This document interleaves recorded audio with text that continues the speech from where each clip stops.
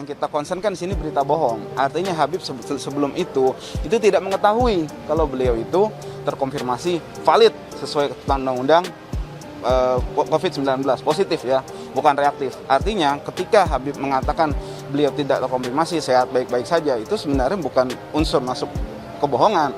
Itu yang mau kita gali nantinya seperti itu. Kemudian penghalang-halangan juga tidak ada penghalang-halangan karena keberatan pasien untuk dipublish itu juga berlaku di warga negara lain gitu kan. Kenapa Habib Rizik dipermasalahkan yang lain tidak gitu kan. Dan lagi pula untuk publish itu kan bukan haknya Habib seorang, tapi juga yang meneliti lab ya. Tadi lab katakan sudah melakukan, sudah dilaporkan. Jadi tidak ada sebenarnya penghalang-halangan. Itu sebenarnya poin. Inilah 3 cara konyol tapi gagal Rizik untuk selamatkan diri.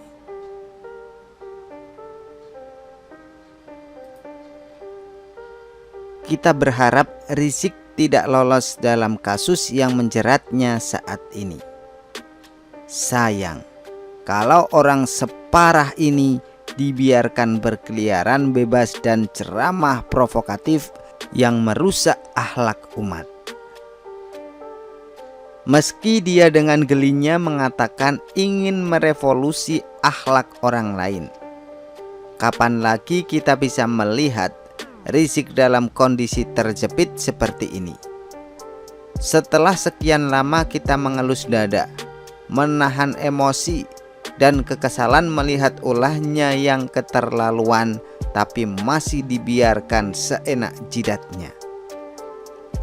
Rizik tidak akan pernah terima apa yang sedang menimpanya. Rizik tidak rela, bahkan mungkin makin benci dengan pemerintah. Pendukungnya yang rata-rata bodoh itu mudah dipengaruhi dan didoktrin bahwa ini adalah kriminalisasi ulama yang parah. Imam besar tidak boleh dizolimi apalagi ditahan. Saya rangkum beberapa cara yang dilakukan Rizik agar dapat lolos dari jeratan. Ini adalah usaha yang dia lakukan berulang kali. Yang pertama adalah ngamuk-ngamuk melampiaskan kekesalan. Ini sudah pernah dilakukan oleh kuasa hukumnya saat ngotot minta sidang dilakukan offline. Jaksa dan hakim dibentak.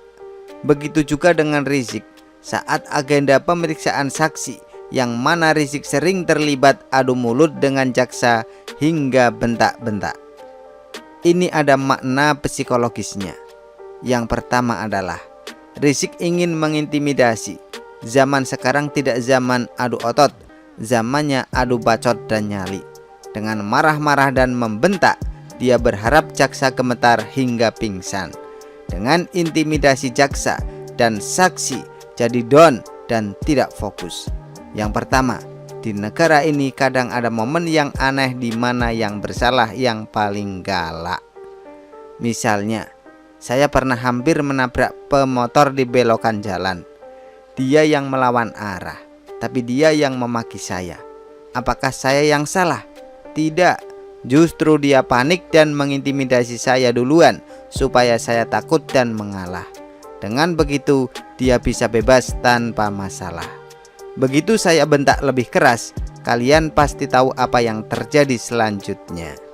Hahaha. Di sidang ini jaksa dan hakimnya masih sabar. Ini saja sudah buktikan akhlak siapa yang bagus dan mana yang hancur. Terlihat jelas, Rizik jualan agama tapi akhlak hancur. Hanya orang stres yang mengangkat Rizik setinggi langit. Cara yang kedua adalah menjual azab dan neraka. Hakim dan jaksa sudah melihat sendiri kok. Hahaha. Kelompok penjual kafling surga yang munafik. Bahkan wali kota Bogor Bima Arya pun diancam oleh salah satu pendukungnya kalau dia tidak akan mensolatkan dirinya saat meninggal nanti. Ini kalau orang yang ketakutan bakal nangis. Biasanya jualan agama cukup mempan terhadap orang yang labil dan tidak bisa berpikir jernih. Contohnya pendukung Rizik itu. Orang berkelakuan bobrok malah dipuja-puja. Balihonya disembah pula. Tapi orang yang waras dan logis bakal tertawa terbahak-bahak. kelakuan hancur kok sok-sok ancam pakai agama. Kayak udah pasti masuk surga aja. Memangnya surga punya kakek mereka. Yang ketiga adalah mengungkit kembali balas jasa politik. Saya masih ingat Rizik curhat soal dukungannya kepada Bima Arya dulu. Saya kurang paham sih, tapi ini dikaitkan dengan dukungan Rizik kepadanya hingga jadi wali kota Bogor. Ini adalah upaya Rizik supaya dibantu oleh orang yang menurutnya pernah dibantu olehnya. Tapi sayang, hingga saat ini dia seolah dilepehin. Beberapa tokoh yang menjadi saksi seolah kompak mengatakan Rizik harus tanggung jawab. Seolah ada upaya bareng menjadikan Rizik sebagai kambing hitam. Nah, kalau ini sih karma.